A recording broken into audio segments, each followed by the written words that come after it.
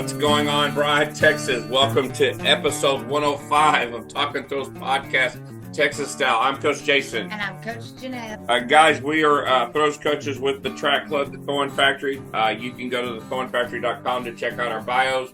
Remember, there's a link at the bottom of the homepage for fourthrows.com and also for Fiber Sports.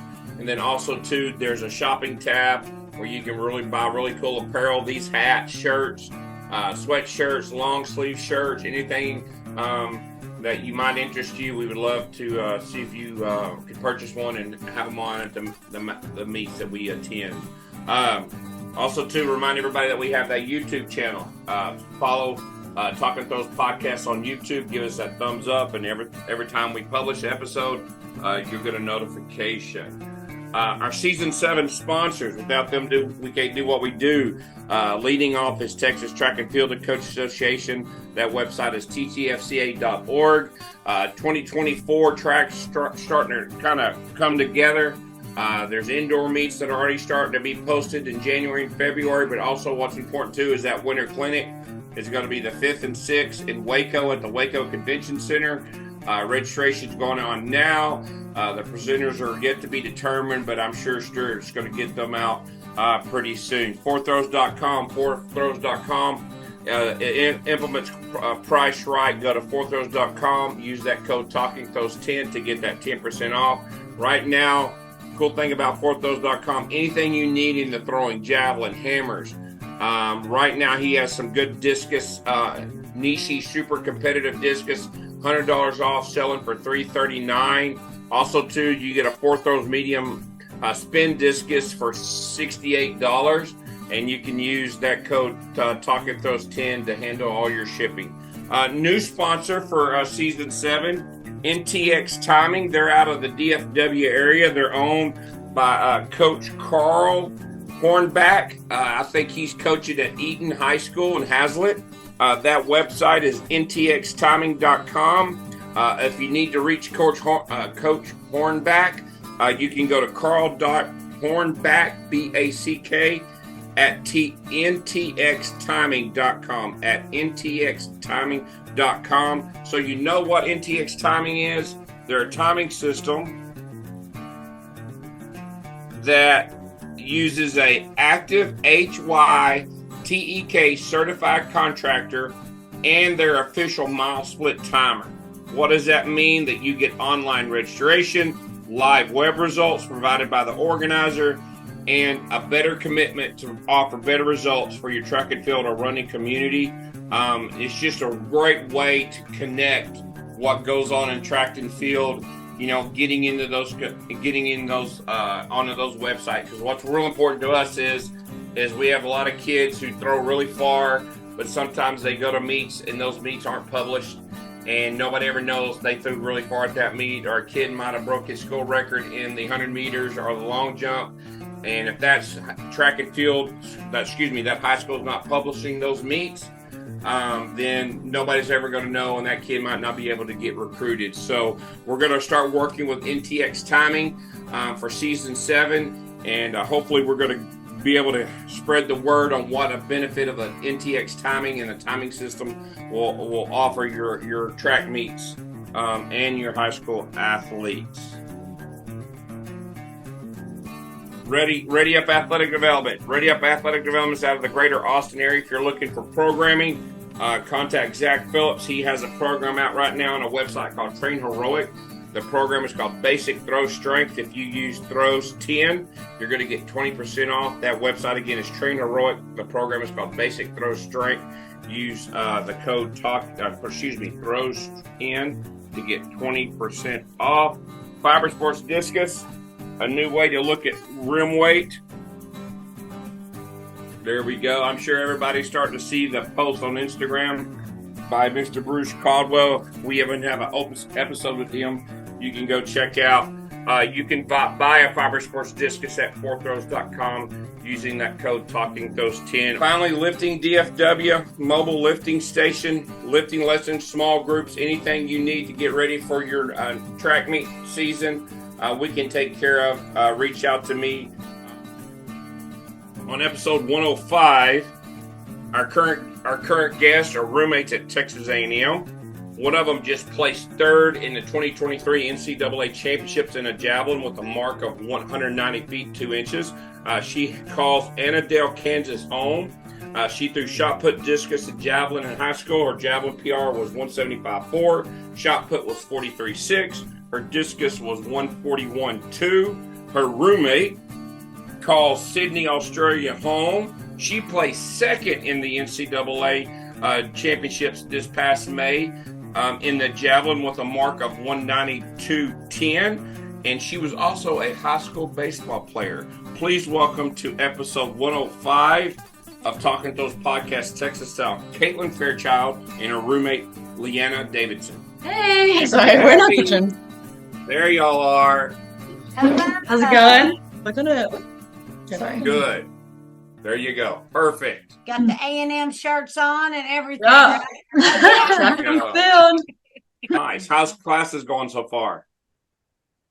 That's the longest first week of my life. I'll just yeah.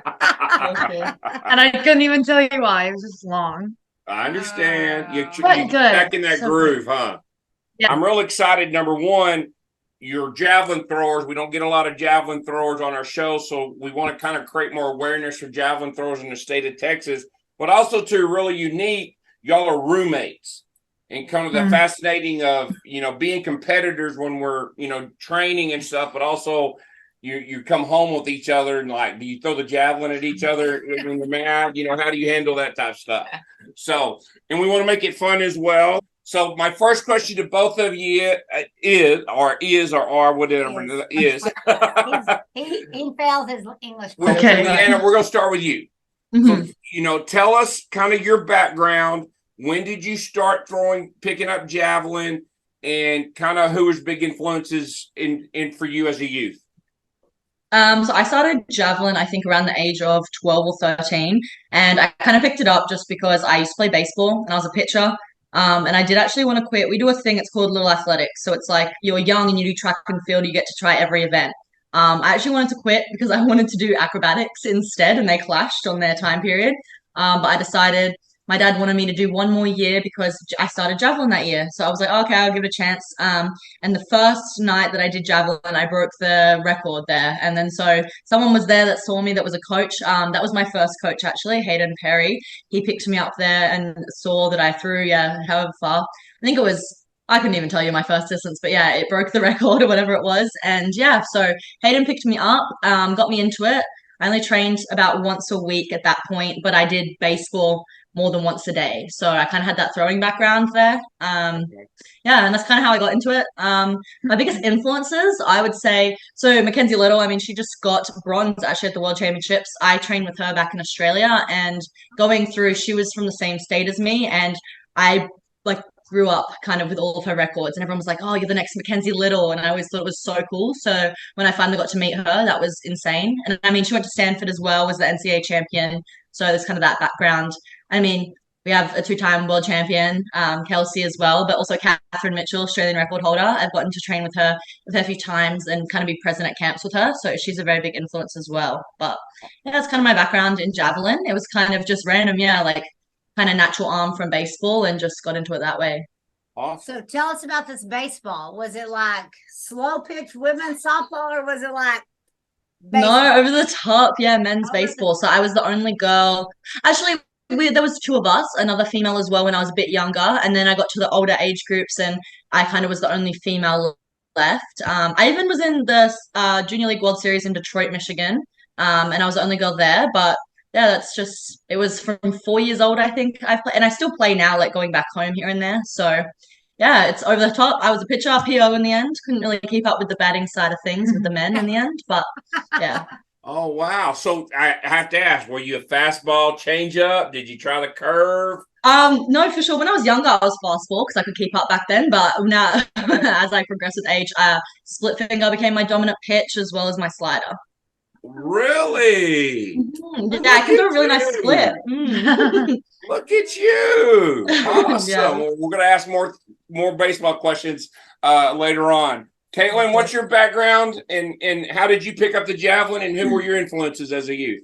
So I started javelin just in high school. So my coach was like, because I did the other throwing events, and he was like, "We want you to try the javelin."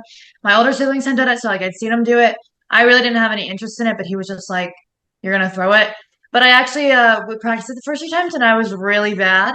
Like I literally couldn't even get the javelin to fly. Like I was throwing it, and it would like land backwards.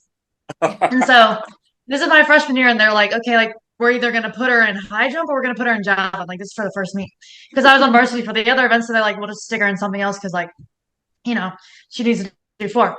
So the high jump thing was filled up. They're like, we'll just stick her in javelin. And so it was the first meet. And like, again, I had not thrown well at all.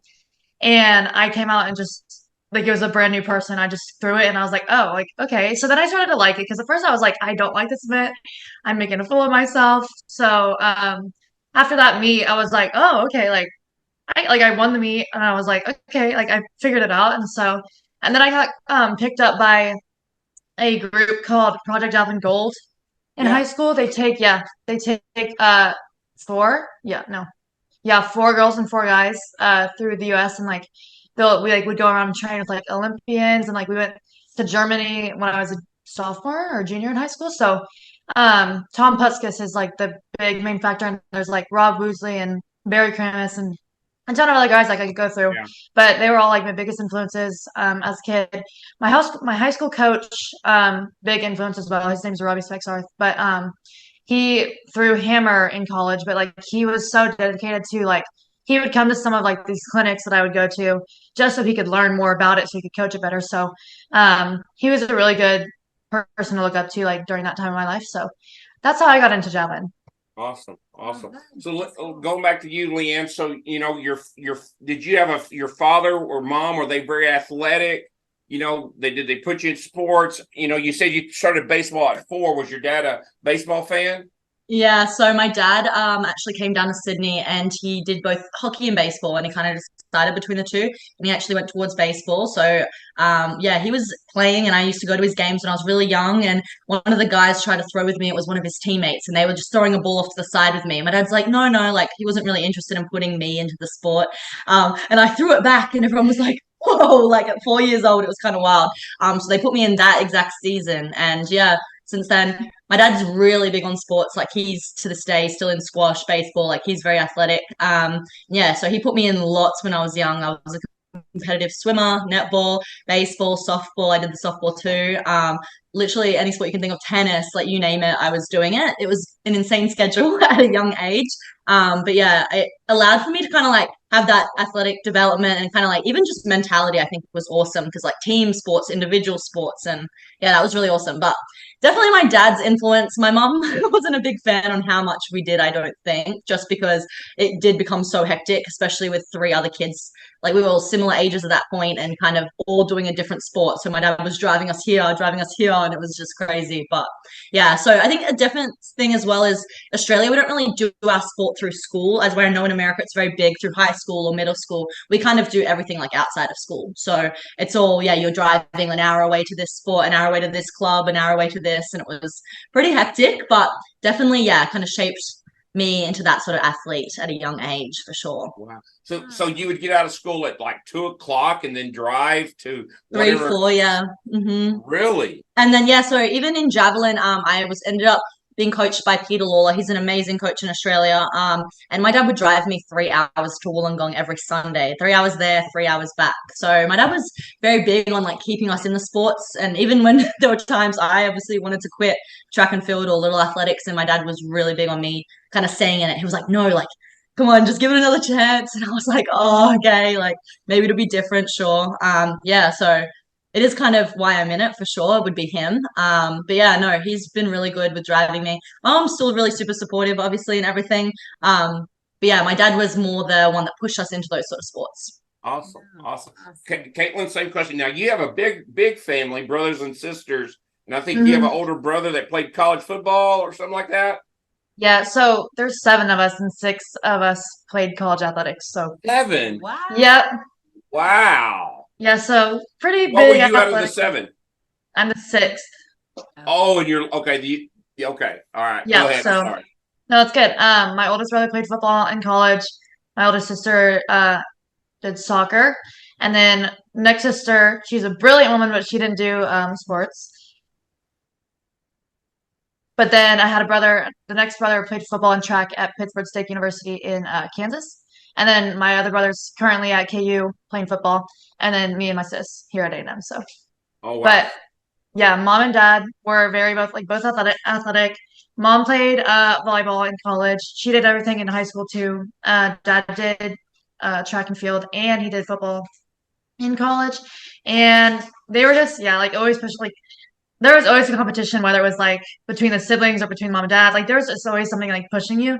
So like having mom and dad, like they were obviously like pushing us to do sports and all that stuff, but there was always some kind of battle going on in the house, like between siblings. And I have a scar on my knee from, we were playing football one year and I ran into a water hydrant and it like cut through my leg. So I have a big scar on it. Like we have so many things that like just us siblings have like put each other through the ringer, but definitely can say that it's helped me become like, I don't know, strong and mentally push tough me in athletics. And competitive. So did Yeah, y'all for play sure. board games at your house?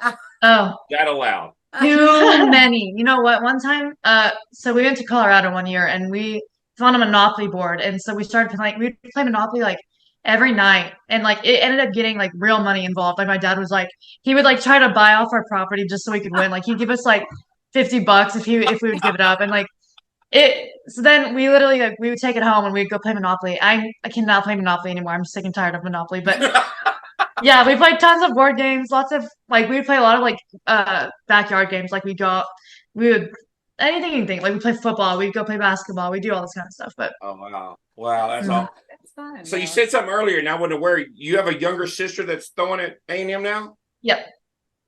Oh, I didn't know. What is she Yeah, throwing? she throws javelin. Really? Yes. Okay. Is she living with y'all? Yeah, she's actually on the couch right there.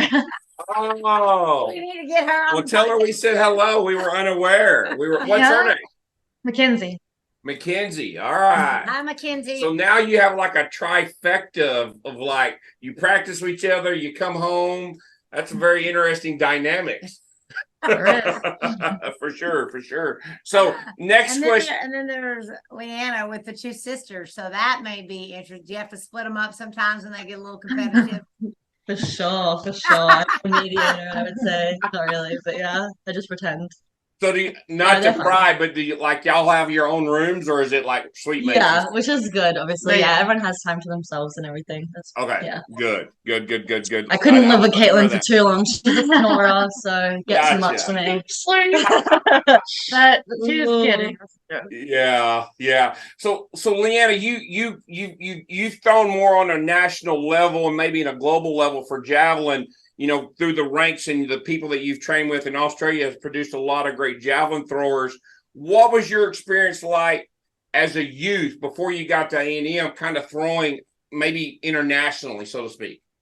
Well, I think that was something that was kind of a wake-up call coming to college. It was so different in terms of competition because in Australia, obviously, I was up against world champion Kelsey. I mean, yeah, like 4 of the Olympians, and it was really intense. So I think that's kind of what made it funny. My first competition, I remember Chico was like, Lianna, like this is literally just a regular meet. Like you're in regular meets with Olympians over in Australia, and like this is just like a regular meet with a couple 50-meter throwers. So I kind of did freak out a lot, which didn't really make sense because yeah, back home those sort of level meets were insane. Like we would have some, Kelsey, Catherine, Mackenzie, we would just have so many girls in there. We even have Tori from New Zealand, Tori Peters. I'm not sure if from New Zealand come over. We had some girls from Japan. It was very regular, like big meets. Would have all those like massive names. And yeah, if you know anything about javelin in Australia, we are really big. We did have 3 women in the top 8 at World Championships, literally the other day. So we are a very big javelin nation. So growing up, like it was really cool in itself to kind of be like you're always surrounded by them. We had camps with them, and that was awesome as well. Like learning from some of the best in the world. But it was really more so inspiring. I think like it kept me in the sport. At times, it can kind of be the opposite of that actually as well, because it's like, wow, like am I gonna make it? You know what I mean? And it's like you're always competing now to get to the spot that they are, but it's like there's only a few spots available. You know what I mean? So going international, it does get really hard. World Championships, we had 4 this year. I only just missed out in the end, but we had 4 girls go because Kelsey had a wild card. So it's kind of like, obviously, there's 3 of them that are already up in the mix. Olympics next year, there'll be 3. So it's really tough to kind of make it. Yeah, you have that spot, you know what I mean? But at the same time, it's so inspiring. Like your time, I'm sure, will come. But it's cool to see kind of those girls take on the legacy right now and kind of being, in the top 8 in the whole world. Like that's crazy to me, or top 12 finalists, in the whole world. I think that's awesome.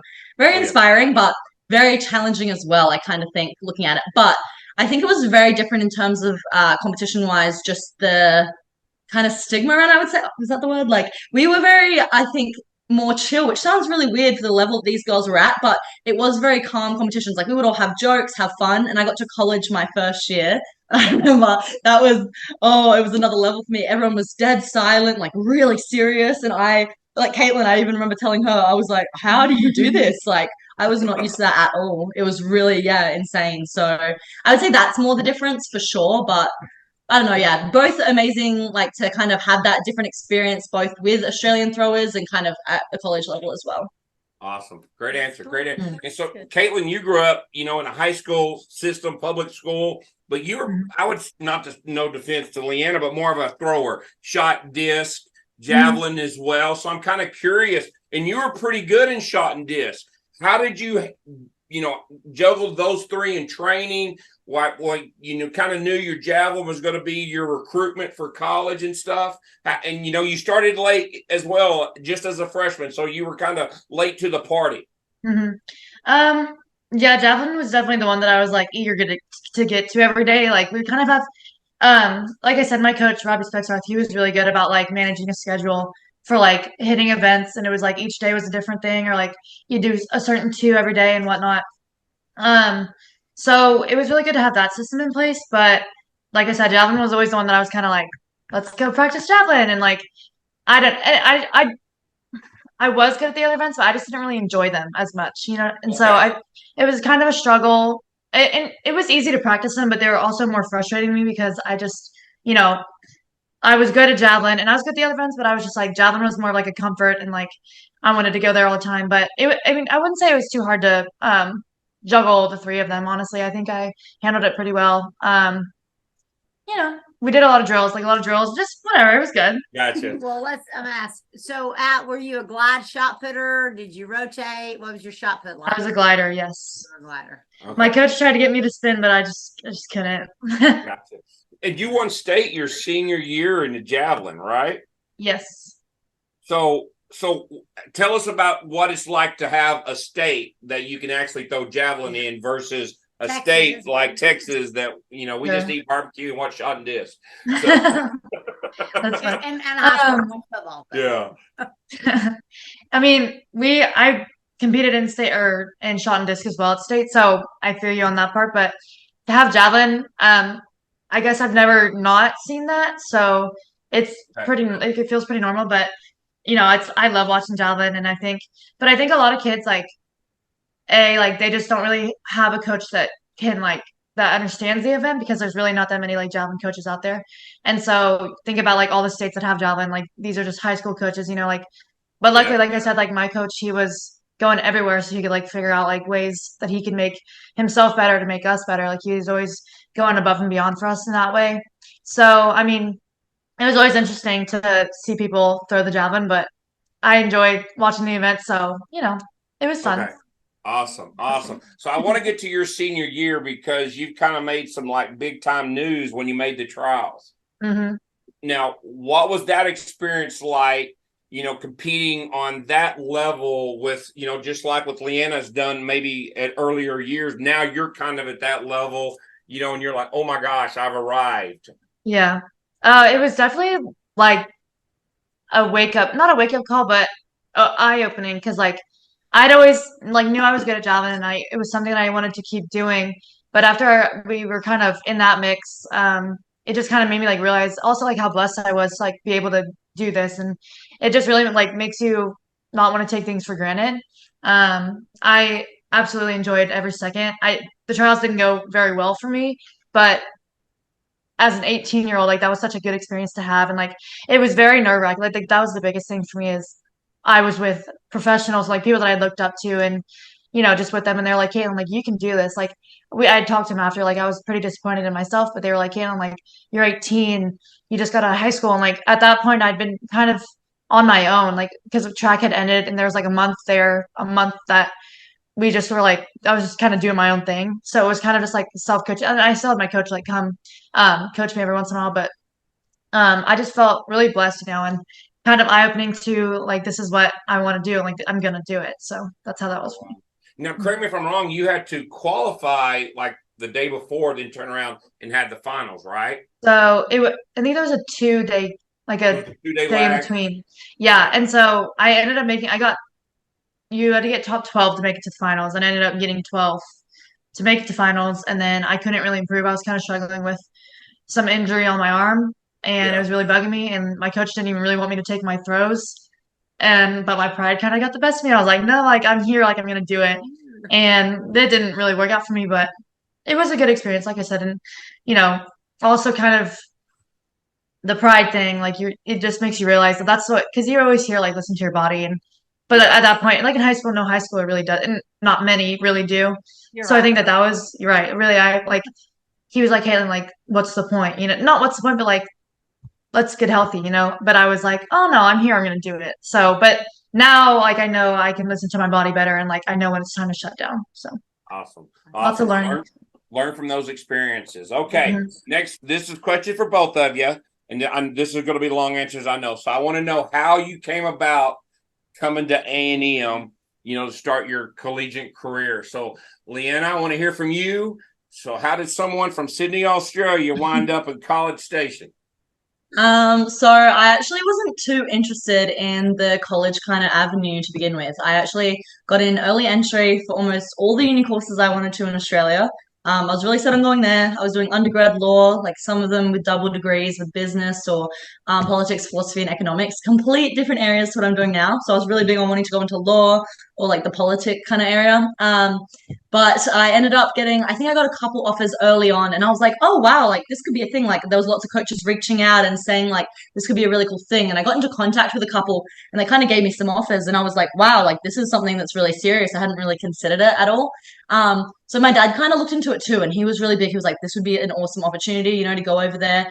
We knew about Mackenzie at the time because my coach before that, Hayden, kind of worked alongside Mackenzie, so they knew about her going to Stanford and some others, and I think that kind of influenced it a lot. She had just come back from Stanford, and she is coached by my now coach, Angus McIntyre. So I was over there with her, and she was like, no, this is something you should really look at. Like she says to this day that it was the best experience of her life. She went in as like a 59-meter thrower. She did come out as like a 60-meter thrower, but it was still, she says to this day, like, yeah, the best experience of her life, something she would never change. And I was like, okay, that's something really cool to look into. So she gave me a couple colleges actually, where she was like, I would definitely look into these. And A&M was one of them because at the time she threw with Maggie and like the sister duo and everything. And there was kind of a lot of them. I think there was 2 of them at nationals or 3 of them at nationals in the end. And she said that little atmosphere was really cute with Chico. Like they had all these inside jokes. It was a fun environment. So yeah, she listed a couple. Obviously, Stanford was one of them. Yeah, she gave me a couple schools that she thinks that were really cool and something that I would be interested in. And I kind of looked into some of them. Some of them at the time had already reached out to me, but A&M hadn't at that point. So I did actually email Chico just because I was like, that's cool. Like he's obviously a legend around A&M, especially with the Javelin. So I did reach out to Chico. Chico isn't known for his email communication. It is a little bit harder to reach him. So at first, great responses. And then I think it went blank for like 3 months. And I was like, wow, okay, I'm committing somewhere else, I guess. But in the end, he reached out really last minute, just randomly. And he was like, this is what we can offer you. And it was really weird. I was like, oh, I didn't even know you were still kind of interested in me. But yeah, reached out with an offer. And I kind of like was juggling between a couple other options. And I think A&M just because the legacy kind of around it, the school, itself, yeah, the Aggie network is awesome too.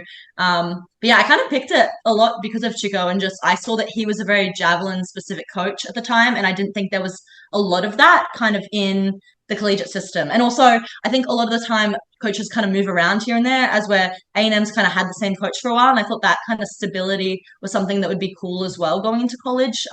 Just as someone obviously outside in Australia, we stick with the same coach. It's like they've kind of brought you from when you were really young and like know your whole life. As well, yeah, like America is more your high school coaches, this sort of coach and whatnot. So yeah, I ended up committing after just a really strange offer out of nowhere, which definitely different. And I've met some of my most amazing pals ever, so it's really cool. But yeah, that was kind of my story, very different. And I now study business, so no, obviously you guys have law school here, completely different avenue. I'm just doing business as more like a general kind of degree and everything. But yeah, definitely very different turnaround and really last minute, honestly. Like I deferred my uni offers just to kind of have them there just in case I decided last minute it's not the option for me. But I just think with everything kind of it just made sense, like they provide some solid payments and everything. Like they, pay for your tuition and all that. And I thought that was in itself an amazing opportunity and just kind of something to compete against some more people my age and kind of have that regular, like you're traveling, you're kind of going around everywhere in America and competing at like such a high level. So I thought that would be awesome. Not that Australia doesn't have quality, they have insane quality over there, but I just think that was like, college athletics over here is another level to Australia. Like you're doing uni is kind of like a side thing. Like you'll have a full-time job, you'll have everything else on top of it, as well. Yeah, college here is like your life. So I think having like that opportunity to kind of be a kid still and focus on my sport was really cool. And that's kind of why I came here. So have you ever been to Texas before? Did you come kind of visit? Oh, I'm going to College Station. I don't know where it is, and I'm just So we actually signed during the COVID year. So that was the hardest part about all of this was that we didn't get to do any official visits. And everyone kept saying to hold off, and maybe if we signed in the January, we'd have some time period and whatnot. But I was like, no, I don't want to kind of wait that long. I'd already deferred uni because I finished in the year of 2020. The end of the year, we finished in like December. So I finished then and had to wait the whole time till August to come.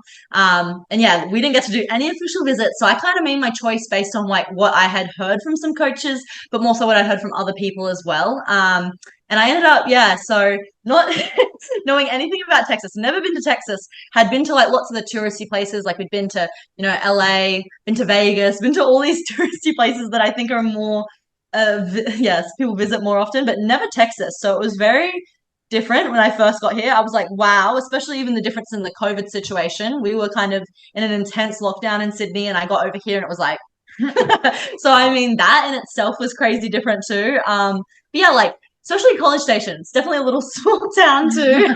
And I'm obviously not used to that sort of thing and just like a very college dominant area, but it's definitely really cool to kind of see that too because I'd never experienced anything like that. Like football here, wow, it's insane.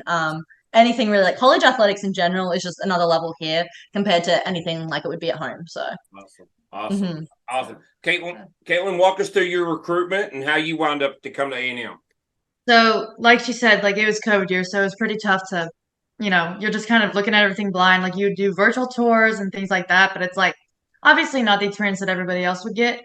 A&M, like I talked with Maggie before, and she was always like encouraging me to go there.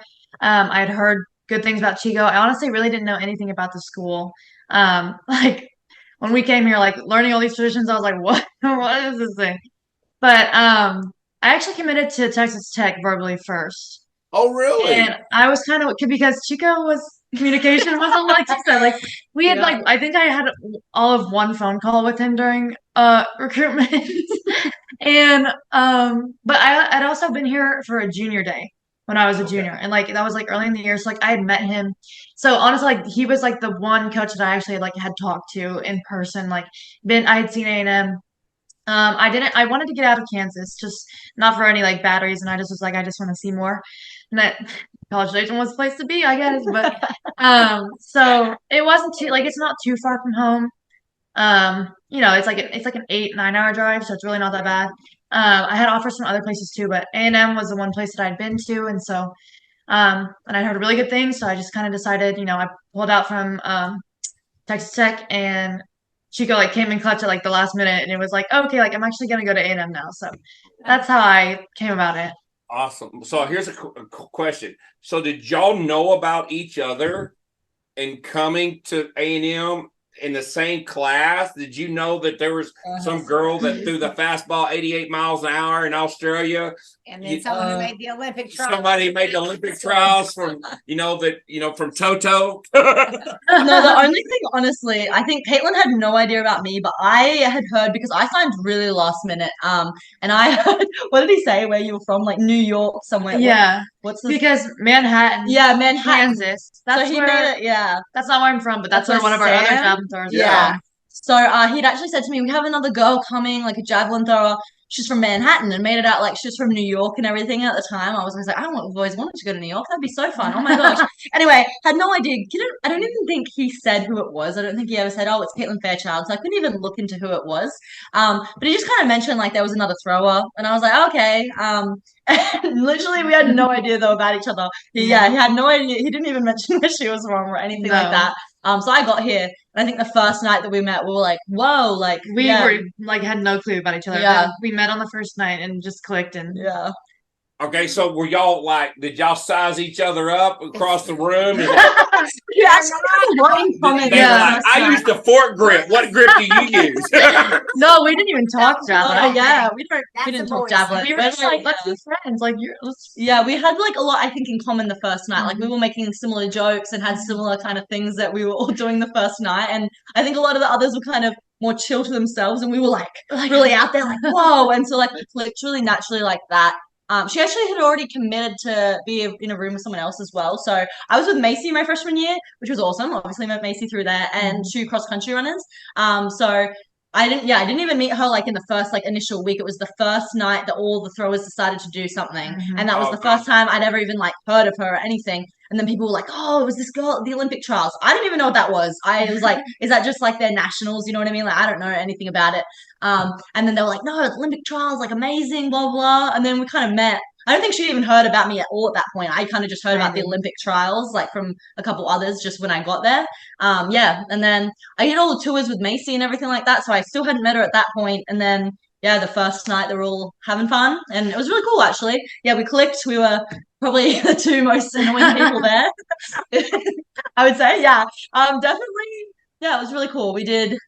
Yeah, it was really fun. Yeah, and then I pretty much spent a lot of my time at their house. Yeah, so then after that, she lived at our house, basically. Wow. We did have a bigger house, too, because there was 4 of us. She was in a 2x2, or in a 4x4, so. Awesome. So, you talked a little about the transition of coming to A&M.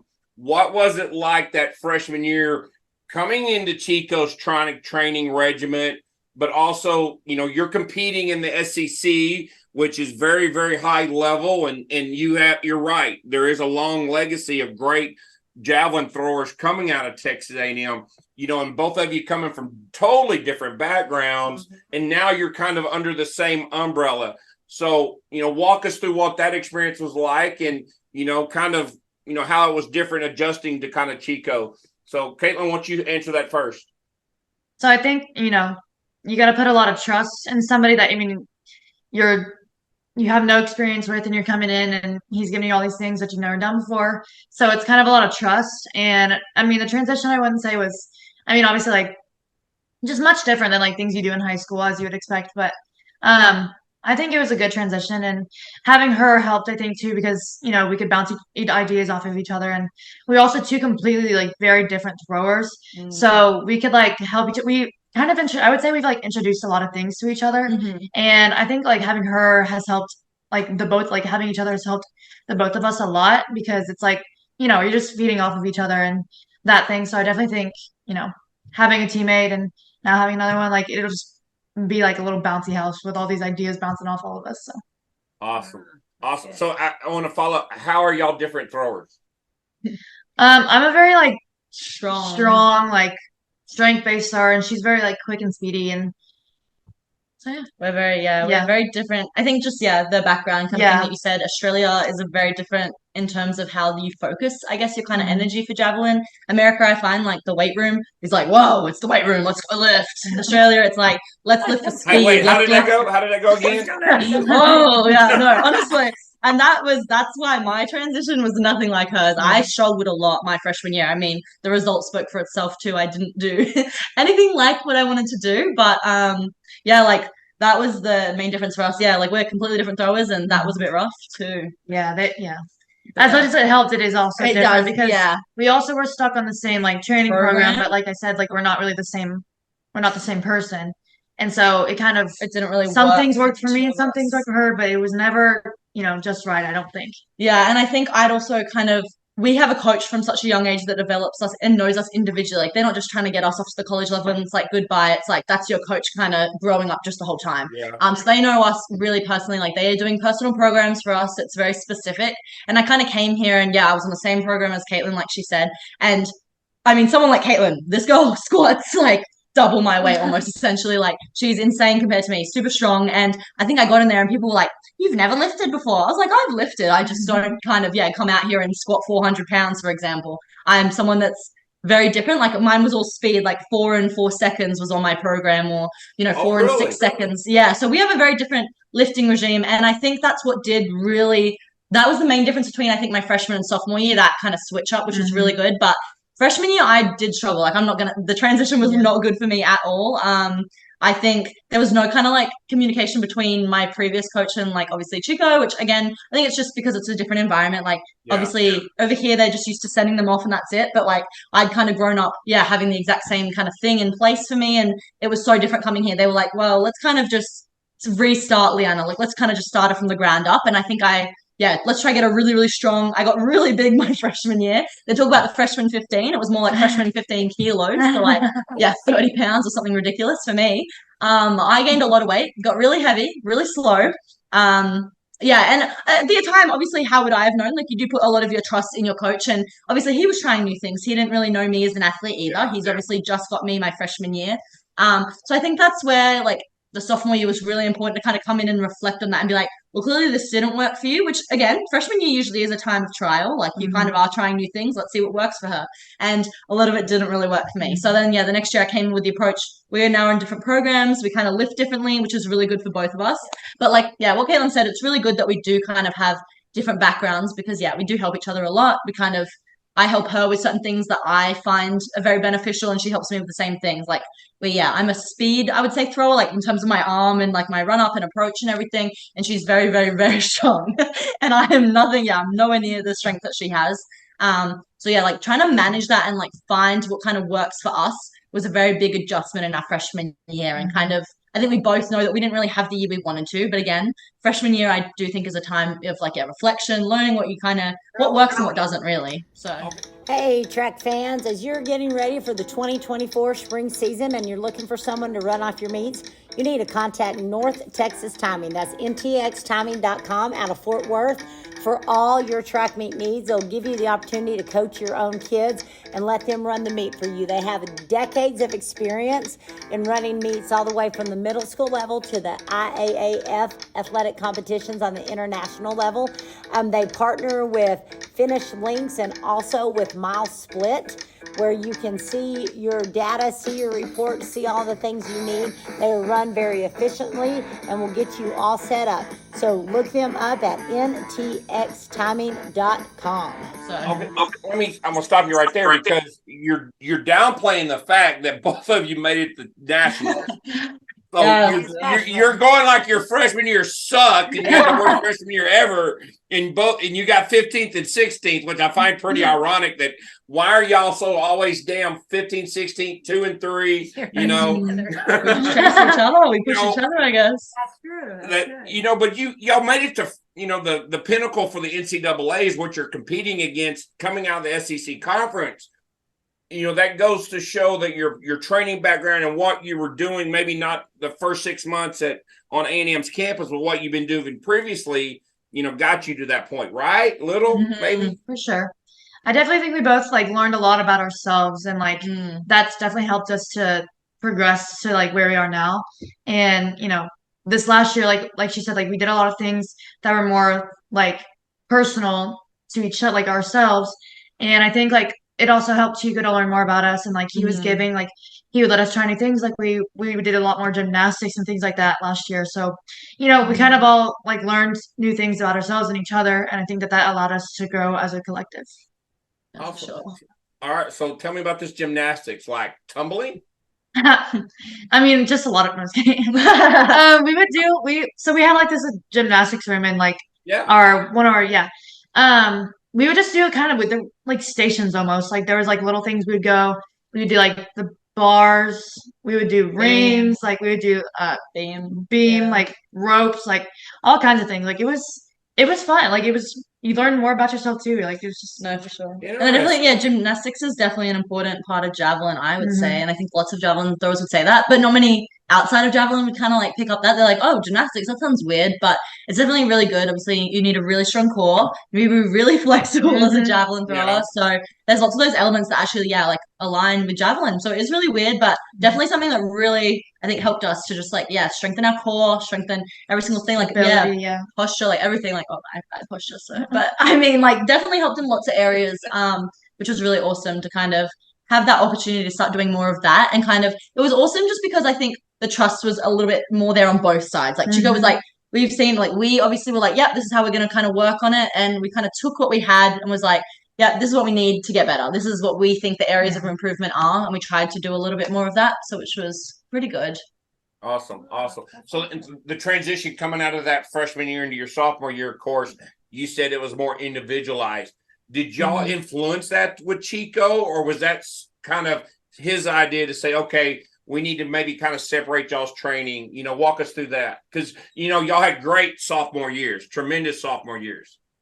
Yeah, well, I definitely think I was really big on it. I spoke to Katelyn about it a lot because I wasn't used to kind of being on similar training plans, like even with my athletes like back in Australia. And so I kind of spoke about it with Katelyn a bit. And I think the understanding there, I'm sure obviously, yeah, in high school you were on similar programs to everyone. And so like I don't think that was quite there. And she kind of realized as well, like, yeah, that would be cool to kind of like specialize in different areas and like our strengths. And she kind of agreed for sure.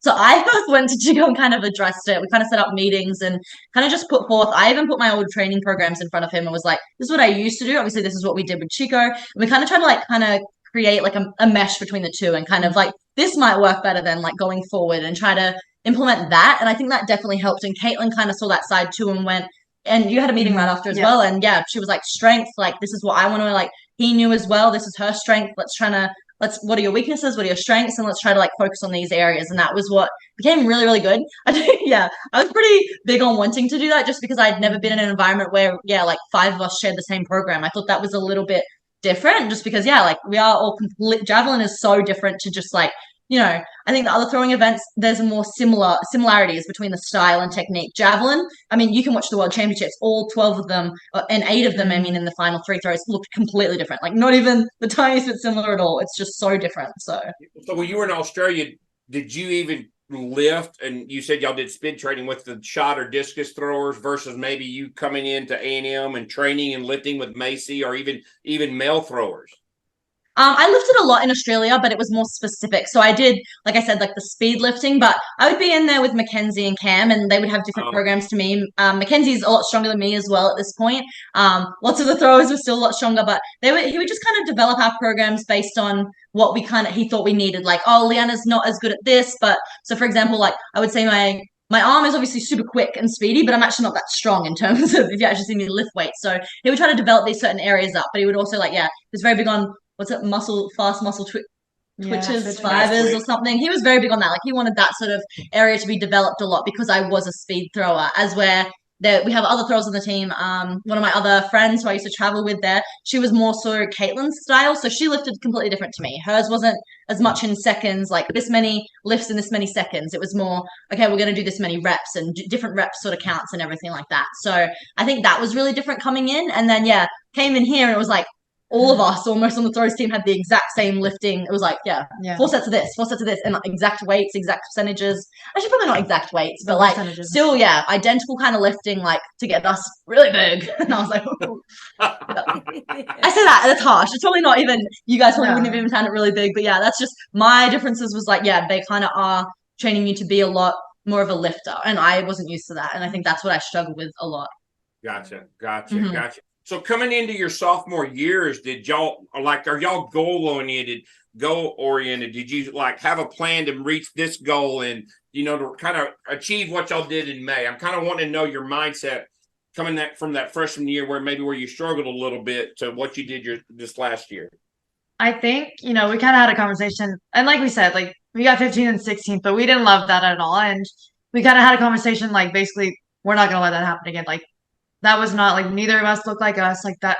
This has not been like what we wanted to do. And so I didn't really have like any like, oh, I want to, I didn't have like a place setting goal that I wanted, but I was just like, I think the both of us, we just decided like we are going to do better, and like we're going to do things that are gonna make us better. Like we're not gonna, just like talking to Chico, like that was a goal that we had, like being more personalized and things like that.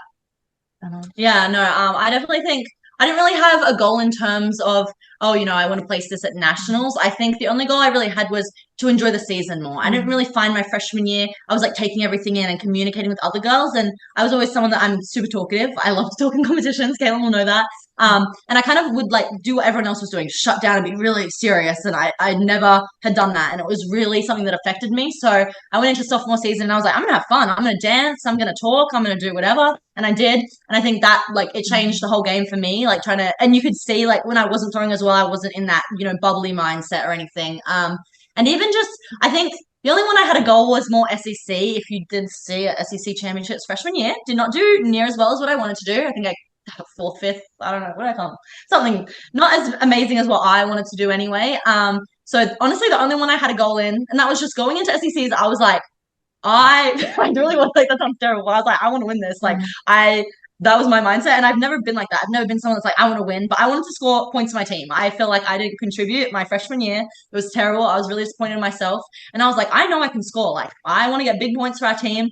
I want to give them the best possible chance. And I mean, Katelyn knew she could score. We both knew we could score. And I kind of went in that with the mindset of like, let's turn this around from like everyone remembering my SEC championship the year before to like, yeah, let's let them remember my sophomore one, because I was really disappointed in my freshman year. And I think that turnaround, I was just really big on like mentally going in that comp. I was like, no, I'm turning that around. That was terrible for me. Let's go in and show them like what it should have been. So yeah. And just for the listeners, she won it. Yes, I did a bit better. Lianna got first and Katelyn got third. Girl from Missouri, separated y'all, but you were right there close to each other and stuff, for sure. So you take that, you go into the West of the prelims, and then you're now at Austin. Kind of what was y'all's mindset going into that meet? You're kind of starting to kind of peak up on the all-time records at A&M. Your names are kind of going up the list. Kind of what was that mindset going into Austin at that time?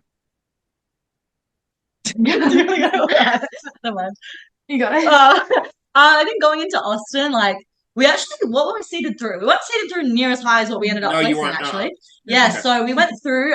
There'd been a couple like big throws from some girls that I would say weren't as consistent. Katelyn and I had a pretty consistent season, I would say, which we did switch a lot from our freshman year. We had consistently been throwing 55 plus. So I think we went in there like we know we're consistent. We know we can, like throw something big, and we knew there was something there.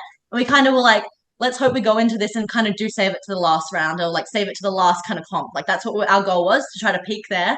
And I think we kind of prepared for it a little bit differently. I'm someone that usually goes to bed really late, but I was like, I'm going to be really good this competition. I'm going to go to bed at like 9, 10 o'clock. And then we have a delay. We end up going out there at like 10:30. I was like, oh, this is literally my bedtime. I pumped an energy drink. I was like, oh my gosh. I think the first couple rounds, I personally was out of it. Like I was like, whoa, it is late. Like it was hot. It was late. Yeah.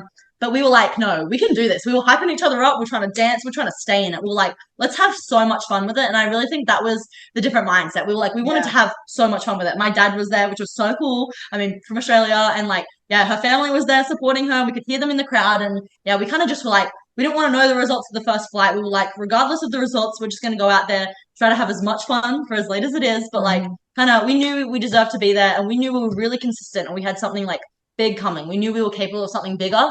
So I think, we both went into that and we were like, let's like just let it rip. Let's just have fun with it. Let's, do whatever. And that's kind of, we ended up turning around for the last 3 throws, which is a bit better. But the first 3, I don't know about Katelyn. I was trying to get in the groove. I was like, wow, it is late. It is happening. So, I had quite a lot of nerves going in, just because like I was getting like flashbacks of like last year's nationals. And so like, and it was later too. Like I'm a very early sleeper. I go to bed very early. And so I was also struggling to like, obviously though we were hyped, we were up, but I had a bit of nerves, but that's kind of like a get it out type thing. And so once we got it out and like we started enjoying it and like having fun, and we're just like, we can do this. Like we knew we could do it. And like that was our goal from the beginning, was to do better. And we already had that chip on our shoulder, knowing that like we've already had such a better season than we had last year. We were like, couldn't get any worse. Yeah, we were like We're like, No. let's just do it. Like, let's Yeah. just do it. Not a high note. Yeah, I want to ask a question, and Lianna, you really point out, because we talk to a lot of kids and a lot of youth, high school kids, about having fun. Mhm. But there's a fine line between having fun and being silly No, and for sure. underperforming Mhm. versus having fun, your mind being relaxed, but your body ready to fire and compete. You see how do you handle that? And That's any advice too? Any advice? I definitely think that question is always asked because I think some people might view how I find myself get ready like as maybe I am a little bit silly. I do dance a bit, but I think the main difference is when I come up, like when I get on that runway, I'm like, okay, now like this is like where I still stay relaxed and everything. I used to tense up a lot, but I was like, no, like just be free with it. But like that is the time where you do kind of like get your mind in focus. But like I think overthinking sometimes does really affect your performance. And I was someone that I would go off to the side after my throw and I would sit there and be like, I'd sit down and I'd be like, oh. And like some people can say, like, don't be silly, don't like just get really focused. But I think that affected me a lot. And each throw to their own. But if I sat there and just thought about the last throw, obviously like that's gonna affect me. It's just gonna be playing in my mind. So I would get up, I'd speak to Katelyn, we'd be encouraging each other, we'd be having fun. I mean, I eat lollies or candy in competition all the time just to do something really? different. Yeah. I actually have the Gummy photo. clusters. Yeah, gummy clusters. I was handing it to other competitors in the comp, and there's a photo they took, and it was of me in my hand, like giving it to another competitor. Yeah, so I was like, nerds should sponsor me. Honestly, I eat their lollies in competition all the time. But no, honestly, like I think it's just more important to obviously know when you kind of have to lock in a little bit more. And I would say, obviously, as soon as my name or even the throw before is called, it's like, okay, let's get the javelin. Let's be more serious now. But I think allowing myself to relax and kind of take in the atmosphere, which is something not many athletes do. They're like freaking out, just thinking about the throw, thinking about this. What do I need to do? Instead of being like, wow, like I've made it this far. Like this is awesome. I'm here with some great people. I'm talking, I'm having fun. Like I'm around some amazing competitors. I think that's something I learned a lot my sophomore year to kind of bring that back from Australia and have that in competitions. And that definitely really helped me. But yeah, obviously there's a fine line between being silly and having fun. But I definitely think it's an important thing to kind of, bring in that side of like relaxing and having fun and enjoying the moments because like you don't want to do a sport that you're not loving. Like if you're just going in freaking out and like you hate the comp, you're not going to really be in the sport much longer. And I think that's something that you do really need to find, the love for the sport, the passion. And I think I found it in, like the outside of the throws, having fun, like taking it in, even watching other people throw. I think it's awesome. Like, I'm like, wow, like when Katelyn would throw, there's a video of me reacting to Katelyn's big throw where she throws, 57-8 or something. And I get so excited. I'm like jumping around. I'm like, I get more excited than my throw. Like, it's just so exciting to kind of watch that and like be present in those sort of moments. So I think, that was something that was really big for me and something I changed my sophomore year for sure. Awesome. Great answer. Katelyn, you got anything to add to that? I would say she's taught me too, like, because I was kind of the more serious thrower, like, not to like a terrible extent, but I was just like, a lot of times I'll get like mad, like I get mad. I sit there and I'm like thinking about something that's making me mad, and I'm gonna go and chuck it. And sometimes it works, but I really think that like she's brought a lot of personality out of me, and like she brings her personality into the throws, which allows her to be her and be the thrower that she is. So I really think that that's another important part is that like bringing your personality into it and being you and having fun. And she definitely brought that out of me. So I'm very thankful for that.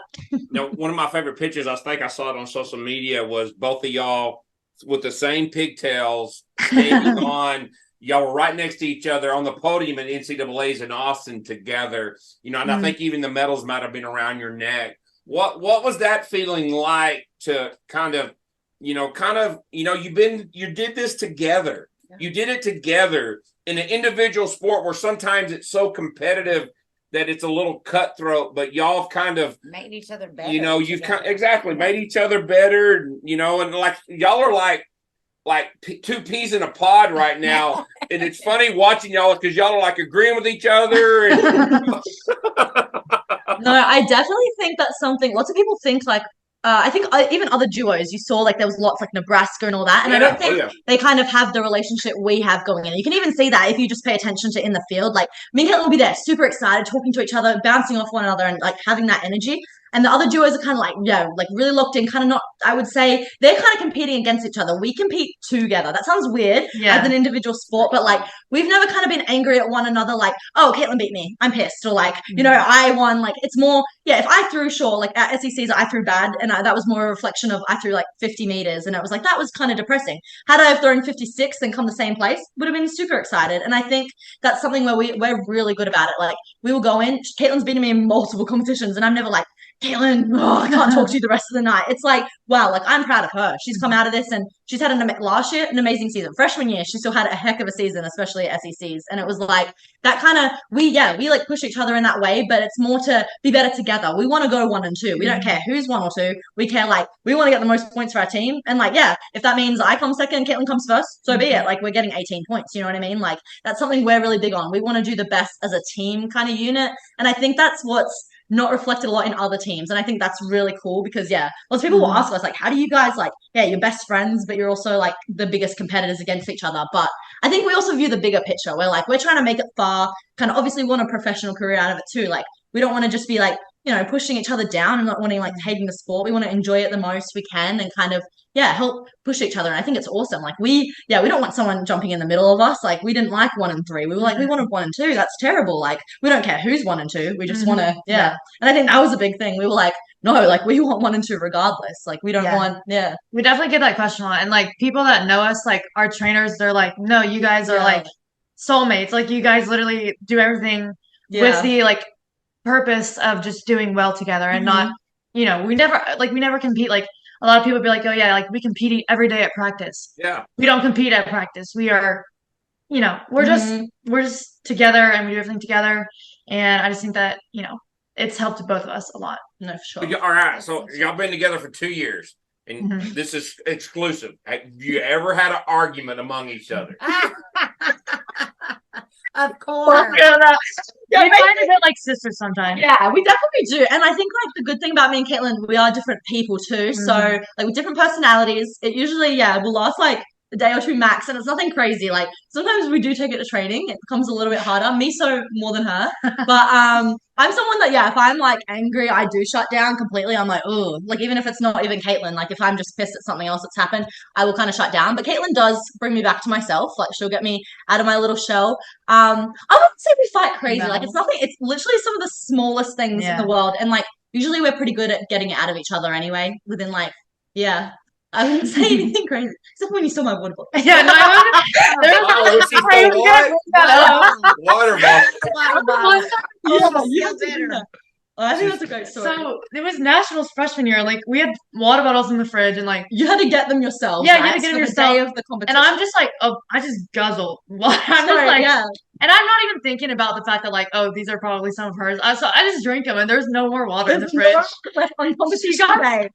I woke up and I was like, in my head, I was like, is she trying to sabotage me? Like, I'm in nationals. I was like, I couldn't have a drink of water. And like, Oregon water, if you ever tasted it, disgusting. Like, I was like, I have no competition water. I have nothing to drink the whole day, which, it doesn't sound like a big deal at all. But in the moment, I was like, but in my head, like, I never even, I know I should have thought twice about it, but like, I was just like, oh, I'm thirsty. Let me go grab another water.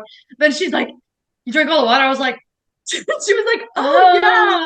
And we could literally just walk up and get some more, but we were like, ugh. Yeah, but in the moment, it's such a little thing. And honestly, like, we look back now and we laugh about it every single time. But in the moment, I was like, is she trying to sabotage me? Like, it naturally, like, but I'm just like, well, no. Yeah, but it was just water and you don't give me. So it's like stupid things like that. Like, honestly, it's nothing. Yeah, we would never get mad at each other for how we did, or like one person beating another, or one person throwing better than the other. It's not that sort of competition. It's more like, it'll just be funny, stupid things like that. It's like sisterly things. Like, Gotcha. Gotcha.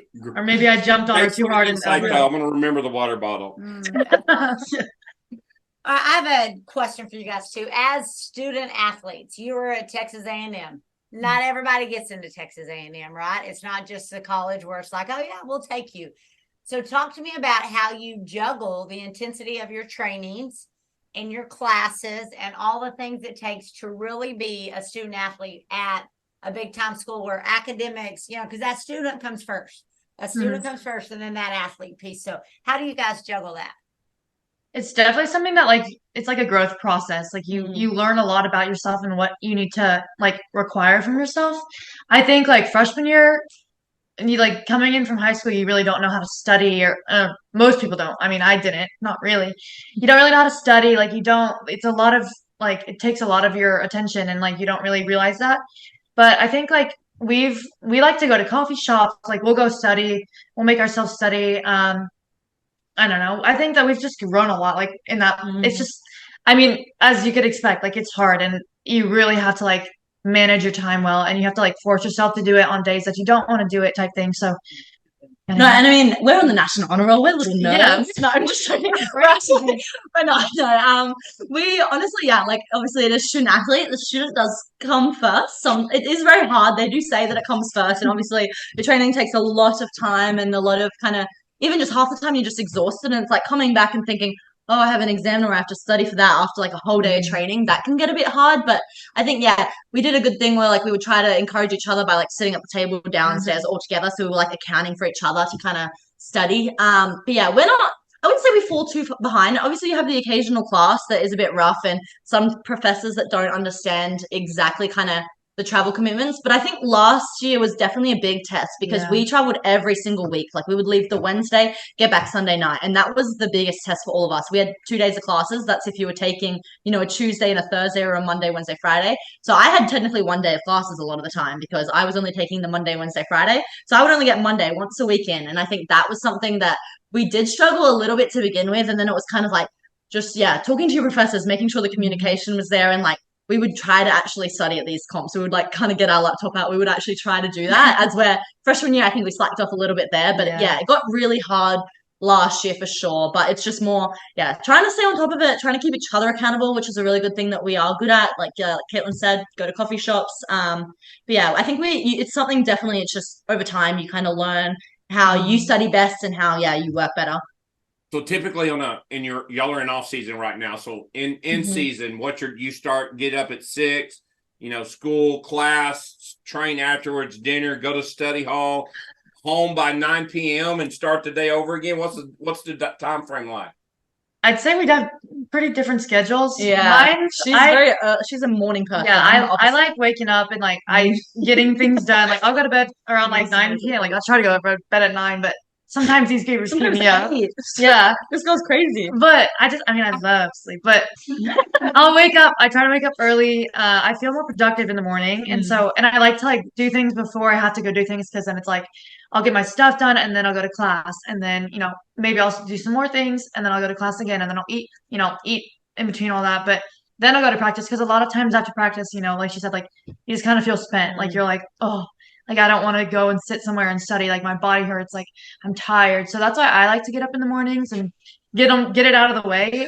So that's my schedule. Me, I am not a 6 a.m. riser. You'll never see me be a 6 a.m. riser. It hurts my soul. I have 8 a.m.s right now, actually, and I'm struggling every single day. Macy knows how hard it is to get me up in the morning. She would try to encourage me by doing breakfast with me in the morning. I struggled really bad. I'm someone that will literally be doing my assignments and homework at 2 a.m. and it'll be normal for me. I love to go to bed a bit later. For some reason, I just have that nighttime routine where it's like, I feel really locked in. After 10 p.m., I'm like, I can do anything in the world. Like I can go clean the whole apartment up for God's sakes. But I don't like to rise early at all. So like right now I'm doing 8 a.m. So it'll be in season, what was it? Sometimes I think I had an 8 a.m. once or like one of the sections. So I'd rise for that day and then the Tuesday, Thursday, I'd be making sure I was sleeping until like 9:30. I was getting that recovery back in. Go to classes. I usually stack my classes so they're just back to back to back. I have 4 right now that it's from 8 a.m. through to like almost 2, so it's practice time. So like I'm just snacking in between these classes and then I will go, like we have weight room or something after that, depending. And then if we throw, and then we don't usually use the nutrition center. We have the nutrition center option for breakfast as well, but usually, it's a bit more convenient just to kind of grab something out of your fridge or something like that. So we do that. And then, nutrition center at night. I personally try to study. Katelyn still studies a lot at night. Sometimes we will go to a coffee shop and study like at night, which becomes a bit rough. But then I study most of the night after that and repeat and do the next thing next day. So it becomes a lot sometimes, but yeah. Wow. Well, so what's the plans? You're a week into your junior year. What's the goal for this year? You don't do indoors. What's the goal? Is the goal to win the NCAAs this year to become ranked number 1 at A&M's all-time javelin? What's the goals for both of you? I think the number one thing is a bit hard. We do have, obviously, Maggie's the collegiate record holder. You have to break the collegiate record to be number 1. But I think, obviously, we want to do really well. We both say that. Like, we want to push each other again. We want to do 1 and 2, regardless of what that is. That's what our goal is. We know we can. We still think we have a lot more in the tank. I mean, we've seen each other throw at trainings and we know what we can throw.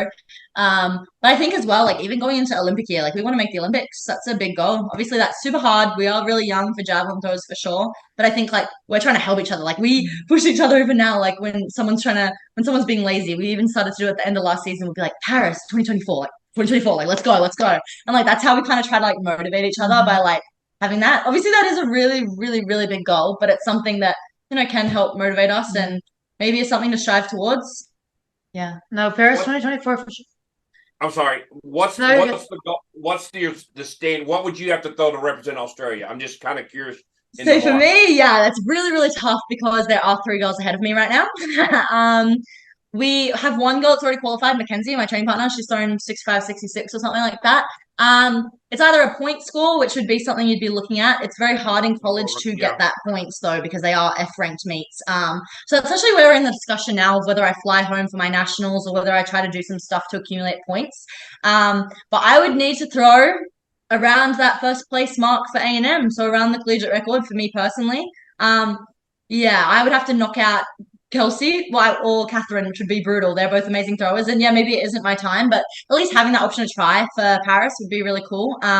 Australia is really dominant right now in sports, but I think, around a low 60, I would have the potential for sure to go. It's just, whether it'd be on points. The actual distance is a lot harder. Not many people in the world ever get that. I mean, even for Worlds this year, there was about 8 of them out of the 36, which is absolutely massive when you think about that. I think points is what we'd more be aiming for. But yeah, Katelyn, I mean, she is in the top 3 in America, I think. So she's definitely up there for sure and has that. Yeah. Yeah. Is that the plan, Katelyn, is try to go back to the trials? Yes, this is the plan. But like she said, like it's kind of in the works. Like we've kind of been talking about potentially other meets that we can get that are higher ranked. So it's all in the works. That's kind of our goal is to figure that out. Awesome. So that is the goal of ours. Yeah. Awesome. Well, I'm sure both of you are going to reach those goals, and together, with y'all together, I think y'all can do anything. So thank you. That's very sweet. So I got a couple of questions for the both of you, and I'm curious of what you're saying. This is kind of the fun section. So who's the better cook? She thinks I'm a bad cook, but I'm not a bad cook. She's a bad cook. She's good, but I think I'm better. She's had more experience. She did work in a bakery. Yeah, I would say I'm. That's a backhanded compliment. She's good, but I'm better. Yeah, she's definitely. I don't think she's a terrible cook. She just does silly things sometimes that you're like, oh my gosh, no, have you ever cooked before? But then sometimes she makes some amazing dishes. She's also because I like to try new things, and so it's like I'll try to make something and it won't turn out good. But it's not my fault. It's because it wasn't a good thing in the first place. Yeah. So who's the neat person who tries to keep everything neat and organized? I'd say we're both neat, but she's like the one that is like always cleaning up, really like the annoying around here. Yeah, like even this morning I just went through and like chucked a lot of stuff. Yeah. I think the communal area I'm a bit better. Caitlin's still really neat. You go into her room, super neat. I'm just more the communal area that not many people worry about as much. I just like that neat because it makes me really uncomfortable, which I think makes them annoyed that I'm so like nitpicky about that. But yeah. Okay. All right. So is there a pet peeve that each of you have that y'all kind of like stay away from? He's gonna get y'all mad at each other. I don't think. I could tell you what she hates about me. What? When I make like sounds or I'm like, there's this one sound. I'll go. Hates it. I'm very noise sensitive, so like when people just sit there randomly, like she's someone that gets really distracted, so she'll just bounce a ball on the ground when you're trying to study. She's like boom, boom, boom, and I'm like. I get irritated. Yeah, like that's just me. I don't know. I'm like that with everyone though, and I think that does. So yeah, Caitlin's someone that loves to just always be doing something really annoying with the noise. But I'm also my pet peeve is she doesn't like to hug me back a lot. Yeah, I'm not as she loves hugs and touching me. Yeah, I'm very affectionate, and I love to like snuggle, and she doesn't. So yeah. She gets mad, and sometimes I'm aggressively. She's also my biggest pet peeve, I'd say even worse than the noise, is Katelyn's very aggressive. You can see it in competition even. She is very, very aggressive. One of 7 siblings. She had to be aggressive. Yeah, she had to be for sure. But she's someone that like she'll do one of those friendly back things, but it'll be like boom, and you're just like, holy wow. Or even she'll come jump on me and think it's hilarious, and somehow elbow me in the ribs, and then like I'll be out there bruised, and she'll think it's the funniest thing ever. I get angry about that, but she's very aggressive, and I think that's my biggest pet peeve. And sometimes I'm like, up here, just bring down. But no, I obviously like love everything about her, so you can't tell much at all. But yeah. So coming into College Station, Texas two-step country music, whichever you one's the better dancer? Oh, for sure. I can teach them the nut bush. That's all I taught Macy and Katelyn the nut bush. You're talking about me. Yeah, you're the better dancer. Oh yeah, okay, yeah. Yeah, she's for sure the better dancer. Yeah, I taught them the nut bush. That's my Australian dance over there, but I cannot country dance to save my life. Macy is amazing, actually, down on the couch there. She teaches us a lot, so we'll be dancing. She's really great at it. But Katelyn as well. She knows a lot of them. She's awesome. Okay. Have you taught them any culture that you've from Australia? Have you brought any of your culture into your living quarters? Yeah, actually, this girl's obsessed. I actually, I have requests every single time I go home. Tim Tams, if you've ever heard of them, is the biggest thing in the world. It's like a chocolate coated like biscuit. Oh, what do you call it? Cookie kind of thing. And it's like different layers. It's actually amazing. Yeah, it's one of the most popular Australian foods ever. I bring them back every single time. Caitlin got really angry. Someone ate one out of her packet, and she goes, "Who was it?" Like I count them. I'm like, I have she counts them so that no one can eat her Tim Tams. I bring them chocolate back usually because the chocolate here I don't enjoy, and even Caitlin loves Australian chocolate. Brought Macy back Tim Tams. I bring communal Tim Tams. I let them have Milo. Vegemite they hate. That's not a big one, so stay away from the Vegemite. But yeah, I even showed them the nut bush dance. That was hilarious. I think that's great. We did that as a little warm-up dance and everything. It became a little thing, a little tradition. But yeah, I bring back a lot of food, I would say, that they love, like more so the chocolate side of things, because Australia is really big on that. It's really good stuff. Awesome. So, all right. So you brought her up. I have to ask because we know her really well. What do you like about living with Macy Irons?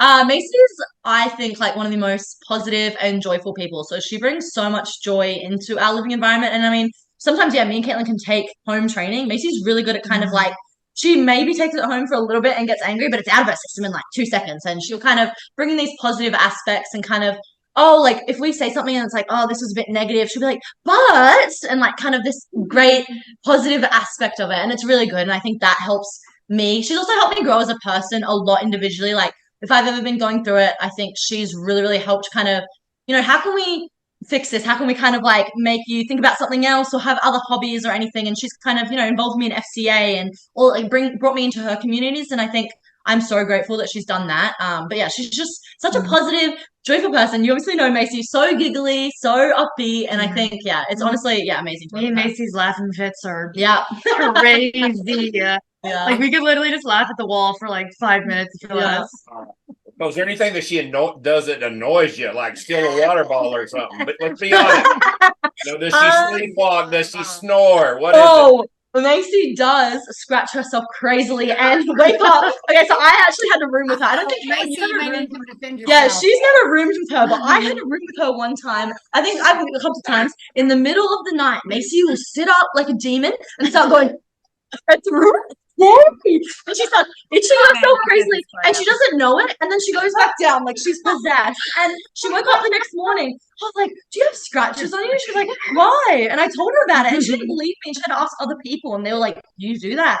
So that's something. Being with her is scary. It's like she's being possessed every night. So on a different note, if she doesn't want to say no to something, she'll just be like, "Yeah," or she'll just say some word like, "That's funny. That's funny." Like I'll be like, "Do you want to do this?" And she's like, "It's funny." Or like a story. She just ignores the question. Yeah. She also like a story if it's super sad. Like she's gonna tell you something really sad that happened to her. She's like, "So it's funny, but like, guess what a funny story is?" Like, so guys, something funny, and it'll be the most depressing thing you've ever heard. And you're like, "How is that funny?" She also leaves you unheard all the time. Yeah, she's really bad. She blanks out, will not listen to you. We're like, Macy, Macy. Yeah, there's a lot of things, but she's literally she's literally like positive, amazing person. But Oh. yeah, Macy, there's just some funny things defend about her. yourself. We love Macy. She's awesome. We love her to death. So dynamic. Well, I question, what has it been like being like somebody like Bryce Foster, dual sport athlete, football player, well known for what he did as a youth? What is it like training with him and kind of seeing what he does, as a football player and a thrower? That's definitely more of a Macy question because we don't really train with him. Oh, yeah, you don't? so like Okay, the shot and disc are more to themselves. Like, of course, we'd see him in the weight room and stuff like that. Yeah. But even then, he trains in the football weight room a lot. But I mean, he's it's still an awesome, environment. Like, and especially like kind of the elite level. But he's actually really good. He doesn't really bring football. No, I don't think that's a bad thing at all. But yeah, he really, when he's in track season, he's in track season. Like, he's a serious guy. He's really like he knows what he wants, and like he's an amazing athlete as it is. He knows what he wants to achieve for sure. And he's a big teddy bear. Yeah, but he's literally the sweetest guy as well. It was awesome because like obviously in the end it was just us kind of traveling. Yeah, no, we love Bryce. And it is really cool because he does like separate it, and you wouldn't really think that. You'd think that a lot of football heads are just football guys. Like that sounds a bit stereotypical. But no, Bryce is someone that is like, he's really, really good. He's really serious about the two of them. He has really great goals, and he's really, really sweet, great teammate. Awesome. Awesome. Well, girls, y'all are awesome. Yes. Very much so. Do we leave anything out? No, y'all did awesome. I just love your dynamic and that how you're so positive with each other, because you could easily be the little mean girls that just tear each other down because you have to compete against each other, but you're not. And it's making you better as athletes, better as people, better as grown women someday, because we need more of that in the world. Like, it's okay for you to be first and me to be second and me to celebrate your success instead of being like, she's so, like being mad. Learn how to celebrate the success of the people around you and want to kick their butts, right? You want, because then it makes each other better. So I appreciate that. Yeah. That's huge. Leanna, I forgot one thing. You went overseas this summer, Germany, Spain, Finland. What was that experience like, kind of competing, at those meet traveling? Yeah, so I actually came out of nationals, and there's obviously top 36 road to Budapest, and I think it was 2 ranks out of 36. So Athletics Australia were like, okay, we kind of had a plan of let's go overseas and try to get on over there and get some points. It was kind of a struggle for me though, because you are in this environment in a bubble kind of thing over here, having the same facilities, same schedule, same everything, like coaching, environment, and all that sort of stuff. I went over. I didn't have my coach initially. The javelins were funny. I lost a lot of them. But I was still really excited. It was a great experience. It was just very different. You obviously don't have your trainers with you, like doing work on your body. You don't have like proper facilities all the time. Like you're trying to figure that stuff out as you go. I did okay in a couple of the comps. I threw like 56s and stuff. The big one that I needed to work was Finland. I needed something big, and unfortunately I couldn't perform in that. But it was just a really big learning experience. And I think it's great for next year, especially like to have that experience of like, whoa, like you kind of do need to hold that like kind of big, high that you had from the collegiate, like nationals, for example, and take that in. As where I kind of didn't. It was like, okay, that's over. And it was like, oh, let's try to keep it on going, like push it through. But it was like, a couple months after, it was getting a bit hard on the body. Yeah, that's a great experience that I had. And I mean, I met some amazing people. My coach ended up coming to Germany with Cameron as well, my other training partner. And yeah, it was a really fun comp. Germany was amazing. That was like literally one of my favorite comps ever. It was just a javelin specific one where they have everyone on the runway, like standing there and cheering. And that was so much fun. Like I was so happy that I was invited to that. And yeah, with my coach, obviously, and teammates, that made a big difference too. I threw well there. But yeah, that one was just outside of the period. But again, amazing experience. And especially going into next year, kind of looking like and knowing what that looks like was a really great opportunity to do it. Unfortunately, didn't earn enough points, ended up dropping down the rankings, but it was great. Yeah, like I said, great experience and learned a lot and met a lot of, I met a lot of them before they went to Worlds. A lot of them, that was their last comp before the World Championships. So I was up with some of those girls, and like that was so cool to be in these competitions with, all these world like athletic throwers, Olympians and all this. It was awesome. Yeah. Awesome. Yeah, you seem like you were traveling all over the place, so I figured you were trying to get the rankings up to get in there for sure. So girls, thank you so much. Thank you guys. Appreciate it. Y'all rock. Big fans of what y'all do. Y'all are really good examples of what being a collegiate thrower it needs to be and look like, for sure. And I like the fact that y'all are totally opposite, because I'm that way. I'm that intense kind of like, loud, obnoxious, but I'm very, very competitive and can't turn it off. Where she's like happy-go-lucky, butterflies, let's dance. And I'm like, be serious. No, for sure. It definitely, helps Yeah. each other for sure. Yin and yang. I can see y'all the next Black cat, golden 8 years. retriever. Yeah. Yes. I could see y'all the next 8 years traveling the world together, throwing javelin, and just being happily ever after. So for sure, love story. For sure, so. It is. Together, things like that would be great. Oh yeah, we have lots of them. Yep. Good luck. Have a great Thank night. you so Tell much. Chico we said hello. Y'all take care of Missy now for me. You're gonna say Okay. bye. Make sure she doesn't stay up late and turn into a demon. Honestly. That girl's scared. She's She's coming. She's getting off the couch. Hi. How are you?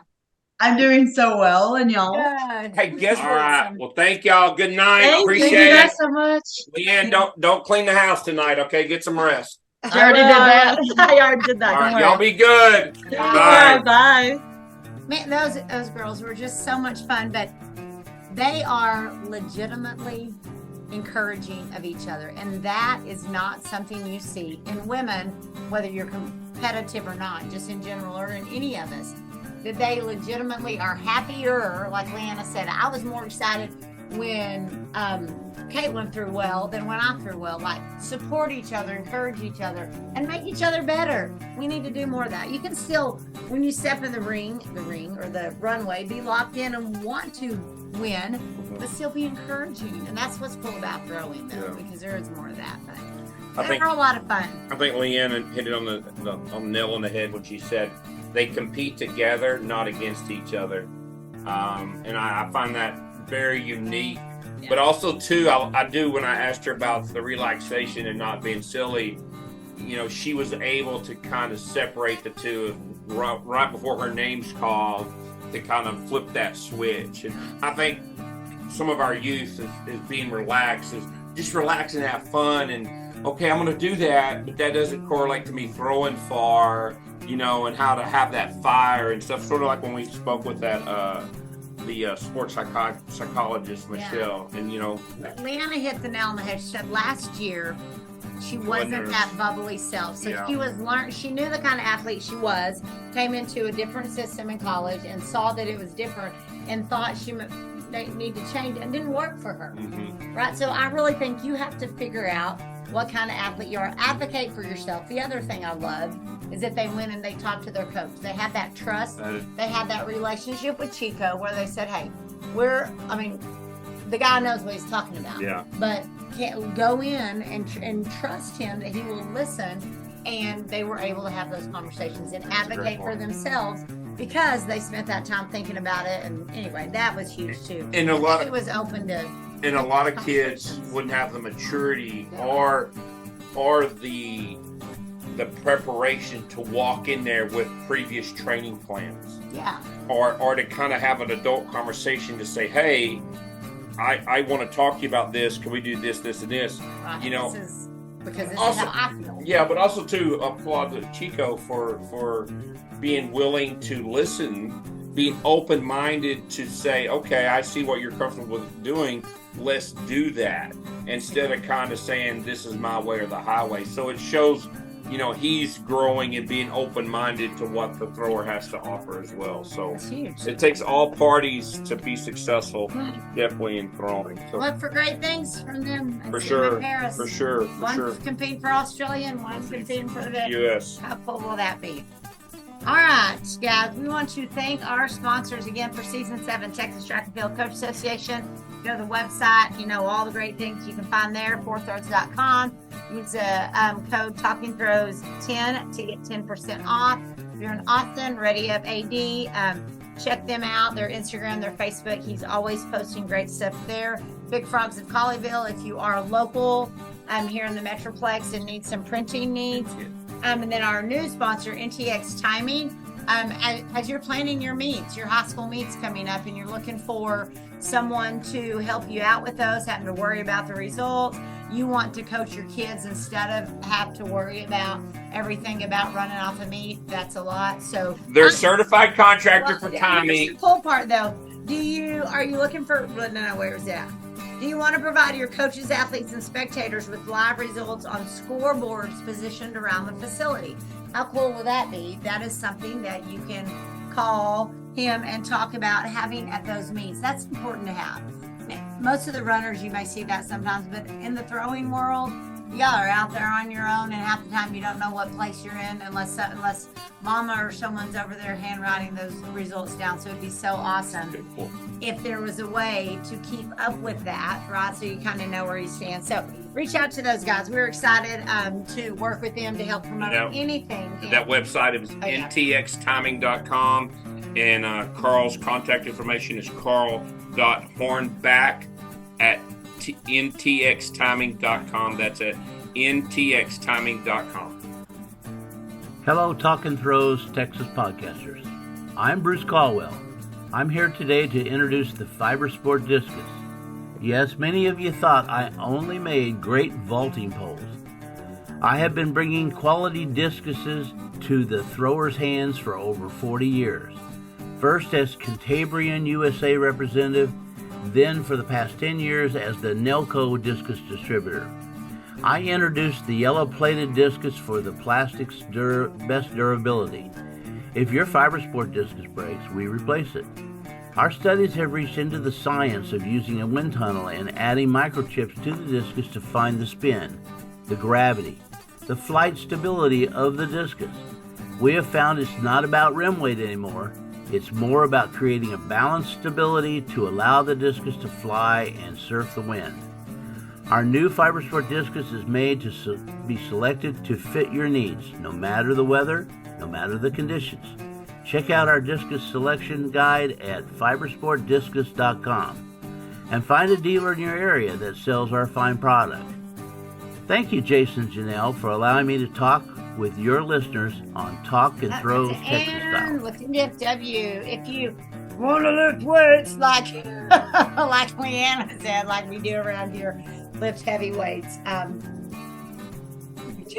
Contact us for lifting DFW. That was good. I like how her Australian accent went away every time she talked about heavy weights and big lifting in Texas. All right. So We'll see y'all down the road. all right, thanks, guys.